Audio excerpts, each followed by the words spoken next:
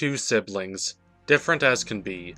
One is a conflicted antagonist who yearns for his father's approval. The other is thoroughly psychotic, and she has been that way since she was a little girl. Since their mother, Ursa, left, the younger sister has been the clear favorite in the family. Her fortunes constantly and thoroughly rise, while her older brothers fall. Over the course of the series, this shifts. The older brother embarks on a thrilling, scintillating redemption arc that leads to him charting his own course and no longer seeking his father's approval. He ends Avatar as one of its most moral characters. The sister has her moment of great triumph, conquering Ba Sing Se, but not long after, her mental health starts to utterly deteriorate completely. By the end of the series, she has had a complete breakdown. Tears stream down her face, and with the relentless, desperate tenacity of a feral animal, she tries to escape the chains that bind her. Yet the brother continues to care about her. Why? What do we make of this? What do we make of the complicated relationship that exists between them? This is Avatar Explained, Zuko and Azula edition. Zuko is not commonly thought of as the most compassionate character in Avatar: The Last Airbender. The most complicated character? Yes.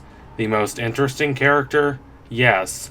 But not the most compassionate. However, there is a strong case to be made for that. Of all the main characters in this show, he is the most open toward Azula. This doesn't mean he doesn't see her as the monstrous, strategic mastermind that she is. He does. But he's the only person who has not given up on her entirely. Even Mei and Ty Lee, her childhood friends, stop caring about her when they leave her behind. Their friendship was a toxic one, and I am not going to fault any character for cutting toxic relationships out of their lives. But still, it is a little sad how, when they think about her, it is only to shake with fear. This is made clear in the comics.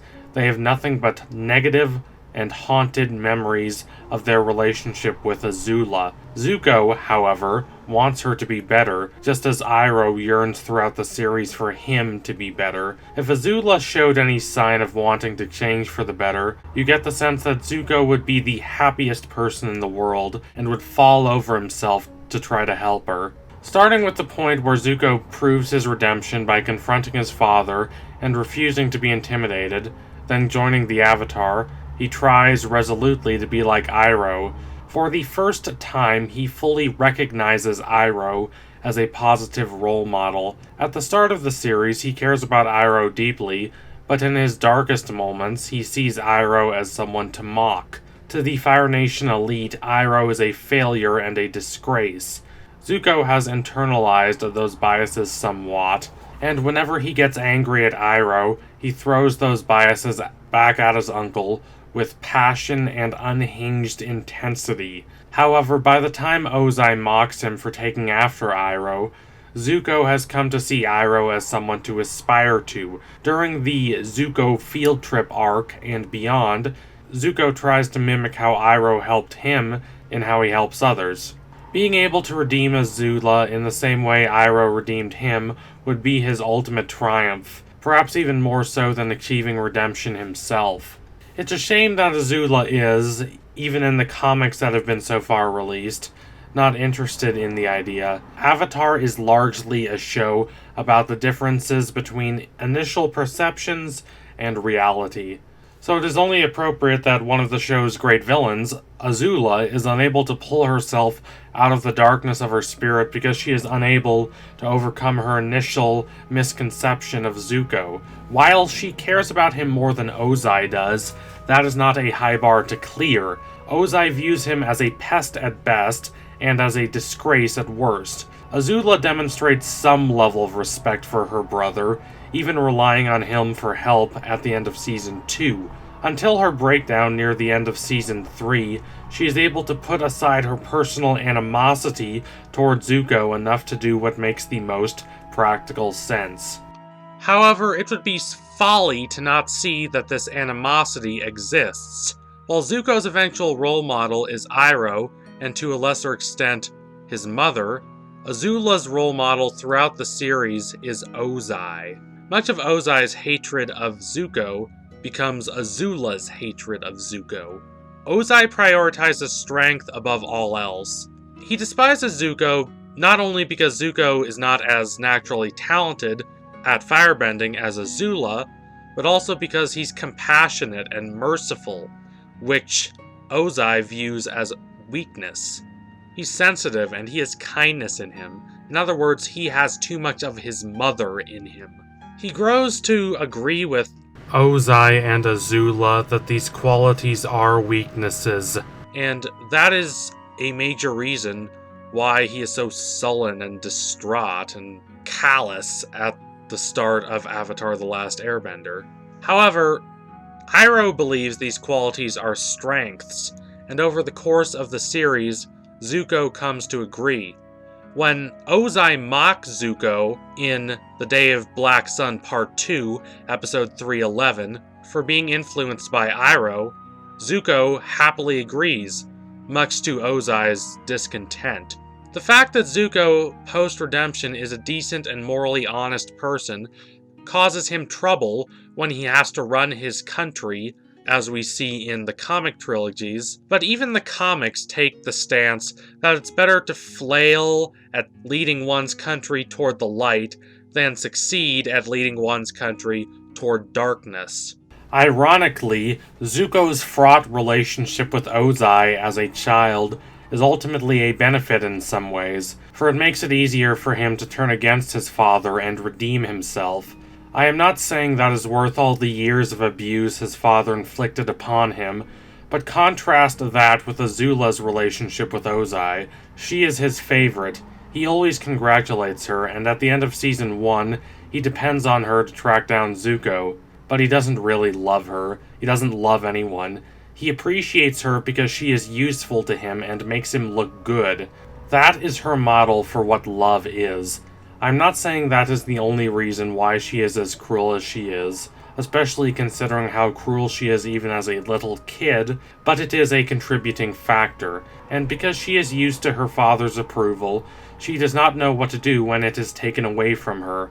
She begs Ozai to not treat her like Zuko. She refuses to be open to the idea that Ozai is wrong, so she cannot turn away from him, or the person he helped shape her into.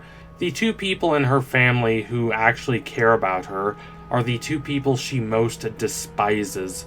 One is her mother, whose memory haunts her. She tells herself that her mother hated her. This is not true, and Azula knows this deep down.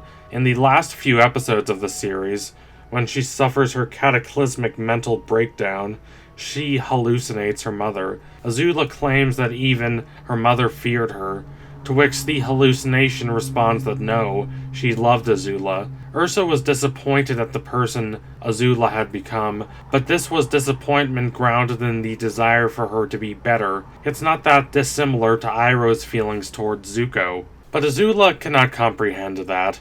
Her self-loathing is deep, and she cannot understand why someone would actually love her instead of just fearing her. Zuko's feelings toward her are similar to Ursa's, at least by the point when he's gotten over his inferiority complex and overcome the threat posed to him by his sister. Ever since he was born, she has always been the perfect one, while he has always been the despised one. This is not just sibling rivalry. He is abused and neglected, while she reaps all the awards. After he is banished, she takes his place as next in line for the throne. Just as Ozai once took his older brother Iroh's place, all of this would seem to suggest he despises her, but he doesn't. Not on a personal level. All his life she has been better than him, so it is satisfying for him to finally defeat her and take his rightful place on the throne in the last 2 episodes of the show. But even as this happens, he pities her. He wants so deeply to help that it pains him. Azula, who has always had everything she has ever wanted gift-wrapped to her, is not prepared to handle struggle and suffering. She is certainly not prepared to ask others for help. Zuko is different. In his fantastic, poignant monologue at the end of Season 1, he says he has always had to fight, and that always having to fight made him stronger. It made him who he is. Season 1 Zuko is wrong about a lot of things, but he's not wrong about that. Battling adversity since he was 13 made him, in the long run, a better person. It made him resilient. Because of everything he has been through, he is ready to face anything. This is as opposed to Azula, whom adversity crushes. I would like to clarify that this does not mean Zuko is happy that he was banished, any more than Iroh was happy to lose his son. But both events were catalysts for both men to use the adversity they faced to make themselves better and more complete. And along the way, Zuko learns much. He knows that anyone is capable of both great good and great evil, not only because Iroh recounts to him the story of Roku and Sozin, but also because he has lived on both sides of that divide. It's not just a genetics thing. The two sides of Zuko, yes, are represented by how one of his great-grandfathers was Sozin, and the other was Roku. But do you know who has the exact same parentage as Zuko? Azula. Now, in the comic trilogy The Search, Zuko starts to wonder if this is in fact the case.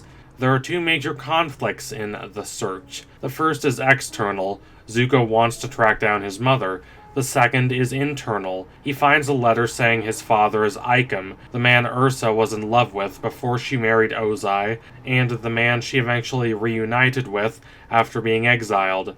This makes sense to Zuko. That he does not have Ozai's blood is the reason why he is capable of good, while Azula and Ozai are doomed to evil. As this contradicts one of the series' major themes, which is that we are able to choose our own destiny if we commit ourselves enough to changing for the better, this disappointed me, and I was relieved when Zuko learned by the end of the comic trilogy that Ozai really is his father. He and Azula have the same parentage. They are both great-grandchildren of Sozin and Roku.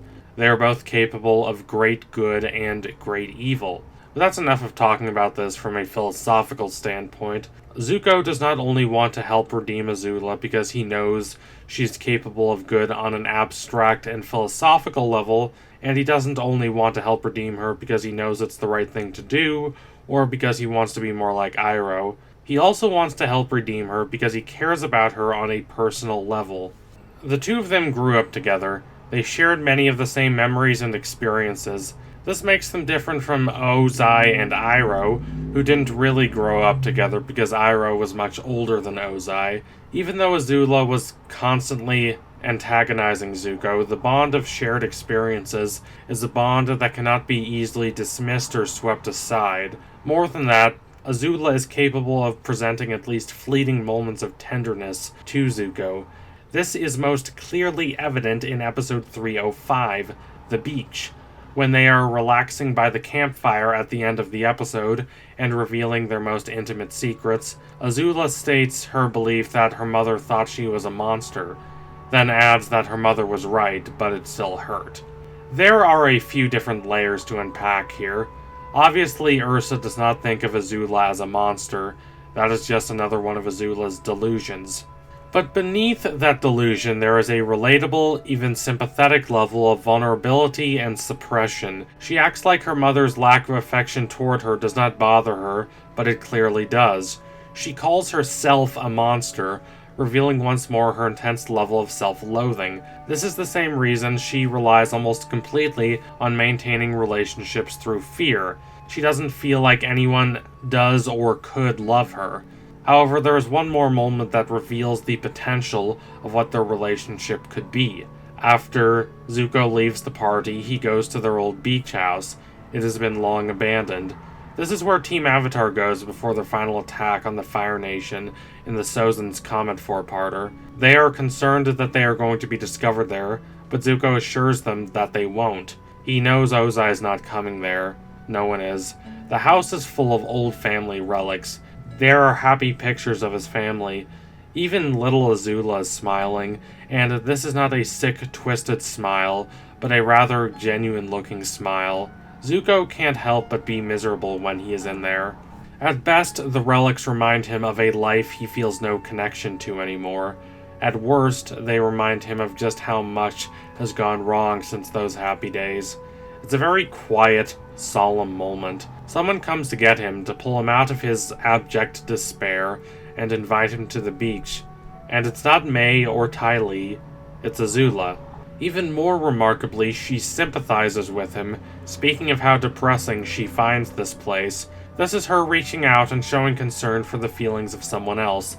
They are her feelings too, but she feels a bond with Zuko. What's more, Zuko does not look surprised. His mouth does not drop agape. This suggests that this has happened before. It's not hard to imagine that when they were kids, Azula may have mocked and tormented Zuko, but there was an occasional moment or two when they were able to connect. Azula may be a villain, but that doesn't make her a complete monster, even though in her darkest moments she thinks of herself in those terms. There's a spark of something in her that contradicts her menacing and strategic nature. I don't know if I would necessarily call it goodness or light, but it's something softer and more tender. There's a part of her that's capable of relating to others and understanding their feelings on a real emotional level. This side of her, explored most powerfully and poignantly in The Beach, makes the tragedy of her downfall all the more clear. Zuko understands this as clearly as the show does. When Zuko and Katara look upon Azula with pity at the end of the series after they've defeated her, they are going through different emotions. Katara does empathize with Azula to some extent, but she does not understand her the same way Zuko does. He's been with her their entire lives. They've grown up together. For this, he's suffered, but he's also grown to comprehend who she truly is. He knows she's not a good person, but he also knows there's more to her than the side of herself she typically shows to the world. Hopeful, he wants to see that side of her brought to the surface. He wants to be for her what Iroh was for him. And when he sees that maybe he can't, that the darkness inside of her is too powerful to overwhelm, he's deeply saddened. Although he's happy to have redeemed himself, and he's more than willing to handle his new duties as Fire Lord, he's still yearning. He still wishes there was something he could have done for her. And he doesn't give up hope that maybe there is something he can do for her. Someday, somewhere, somehow. So thank you all for watching. If you liked what you saw today, don't forget to like, comment, and subscribe. Donate to my Patreon if you can, and you want to see more content like this. Even a little contribution is a big help. Watch more Avatar, it's a fantastic show. And don't forget to tune in to the next Avatar Explained video. It will be coming very soon. So thank you all again. Adios, comrades.